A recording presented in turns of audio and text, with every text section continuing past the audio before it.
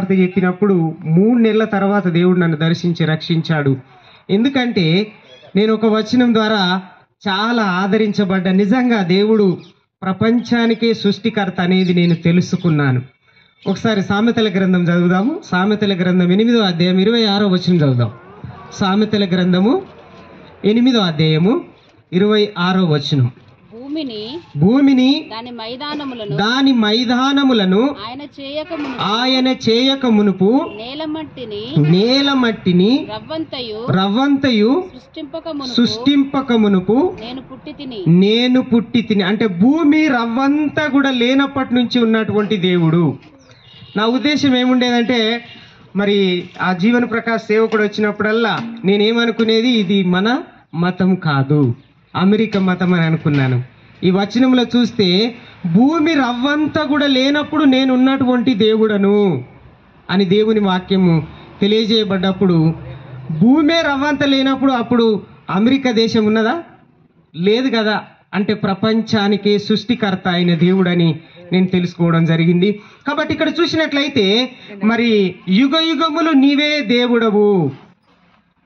నన్ను ఒకరు సువార్త చెప్తుంటే అడిగిండ్రు, యేసుక్రీస్తు ప్రభు పుట్టినప్పటి నుంచే దేవుడు కదా, అంతకు ముందు మరి దేవుడు లేడా?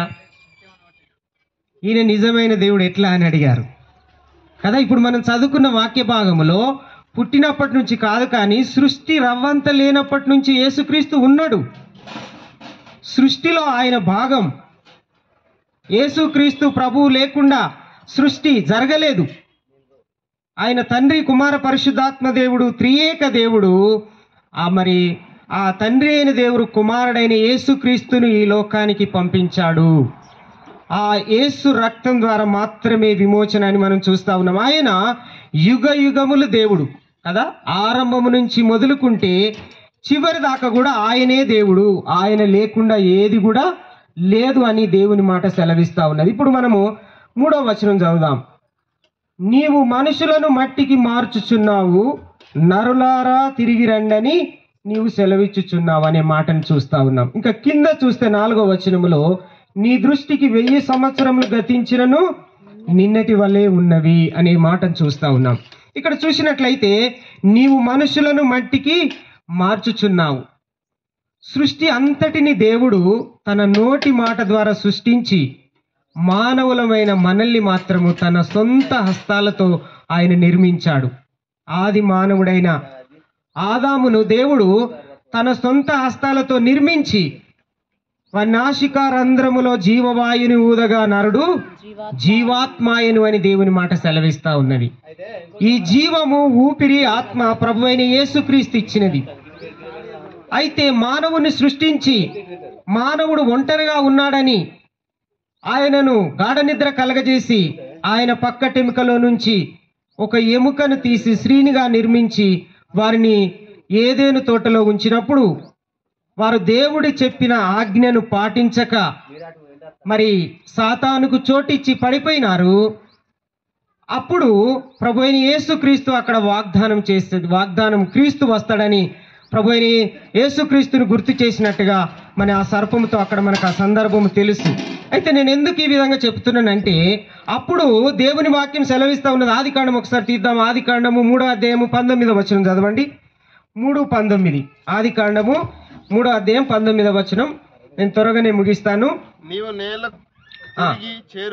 నీవు నేలకు తిరిగి చేరు వరకు నీ ముఖము చెమట కార్చి ఆహారము తిందువు.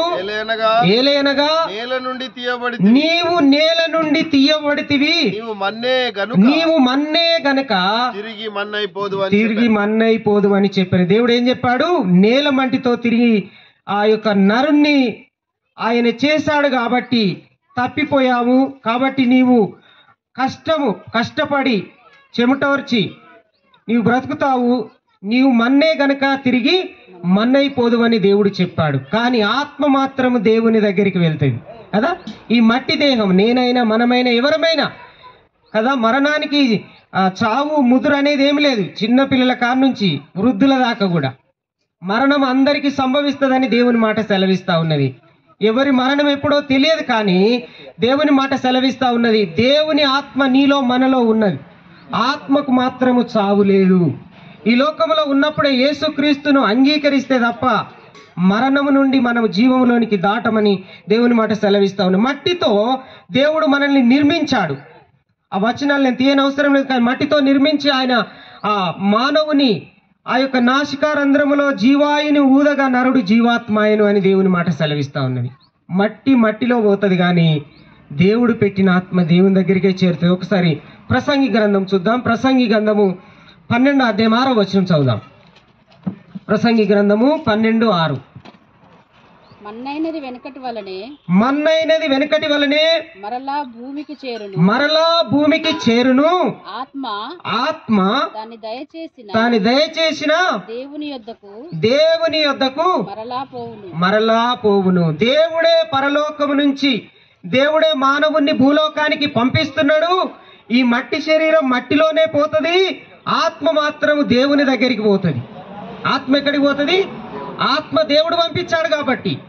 మనలో ఉన్న ఆత్మ ఇది మనది కాదు, అది దేవుడు మనల్ని లోకానికి పంపించాడు. తిరిగి మళ్ళా మరి మట్టిలోనికి వెళ్తుంది, ఆత్మ మాత్రం దేవుని దగ్గరికి వెళ్తుంది. అయితే ఇక్కడ మనం గమనించవలసింది ఏంటిదంటే, యేసుక్రీస్తును అంగీకరించి ఈ లోకములో మట్టి శరీరముతో ఉన్నప్పుడు మాత్రమే ప్రభువును అంగీకరించి మన పాపములను ఒప్పుకొని విడిచిపెడితే ఆత్మకు రక్షణ దొరుకుతుంది, లేకపోతే ఆత్మ నరకములో వేయబడుతుంది. కాబట్టి దేవుని వాక్యములో చూసినట్లయితే, నీవు మనుషులను మంటికి మార్చుచున్నావు, నరులారా తిరిగి రండని సెలవిచ్చుచున్నావు. దేవుడు రమ్మంటే మనమందరం కూడా వెళ్తాం. జేమ్సయ్య గారు మరి కాగజ్ నగర్ లో వాక్యం చెప్పాడు.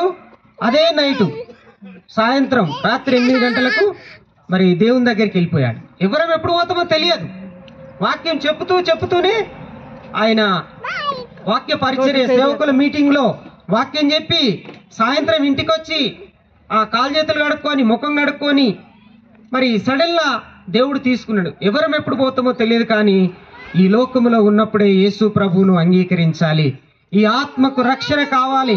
ఈ ఆత్మకు రక్షణ లేకుంటే మరి నరకములో మరి వేయబడుతుంది. కనుక నీవు నేను ఆలోచించవలసిందని దేవుని మాట సెలవిస్తా ఉన్నది. ఏ భేదము లేదు, అందరూ పాపము చేసి దేవుడు అనుగ్రహించు మహిమను పొందలేకపోతున్నారని దేవుని మాట రోమాపత్రిక 3:23లో సెలవిస్తా ఉన్నది.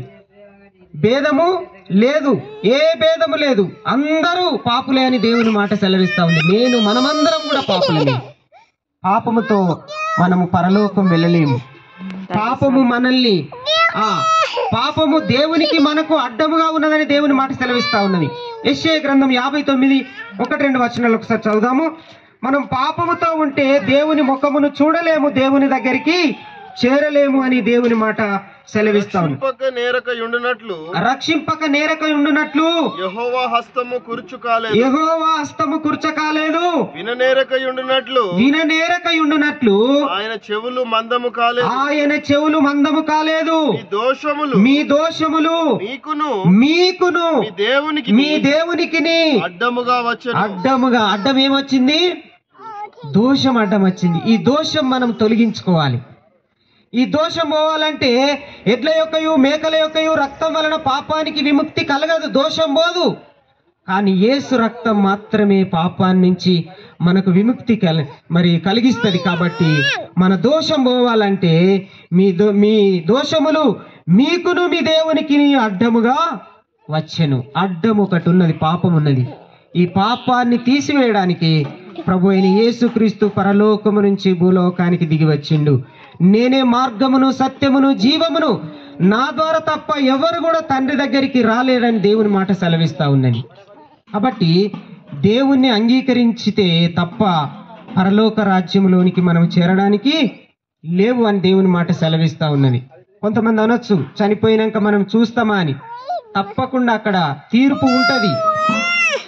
ఎవరి క్రియలు వారు వెంట వెళ్తాయని ఆ కొరింథీయులకు రాసిన పత్రికలో ఒకసారి చూద్దాం. కొరింథీయులకు రాసిన పత్రిక 5వ అధ్యాయము, 1 కొరింథీ 5వ అధ్యాయము 10వ వచనం చదువుదాం ఒకసారి.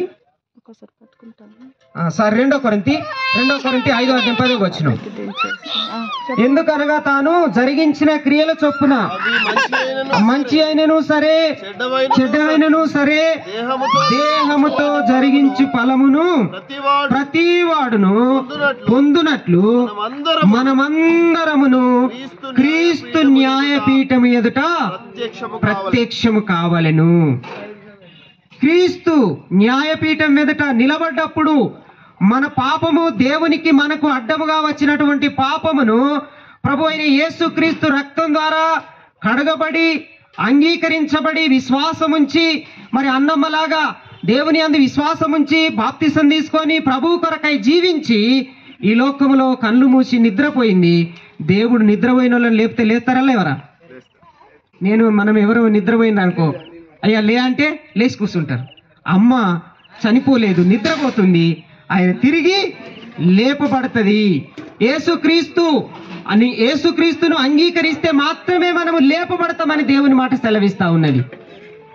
ఏ విధంగానంటే, యేసు ప్రభువా నేను పాపిని, నా పాపాల కొరకు నీవు పరలోకం నుంచి లోకానికి వచ్చినందుకు నీకు వందనాలు ప్రభువా, నాకు నీకు ఉంటున్నటువంటి అడ్డముగా ఉన్న ఈ పాపములను నేను ఒప్పుకుంటున్నానని రోమాపత్రిక 10:9 ఒక వచనం మనం చదువుకొని నేను త్వరగానే ముగిస్తాను.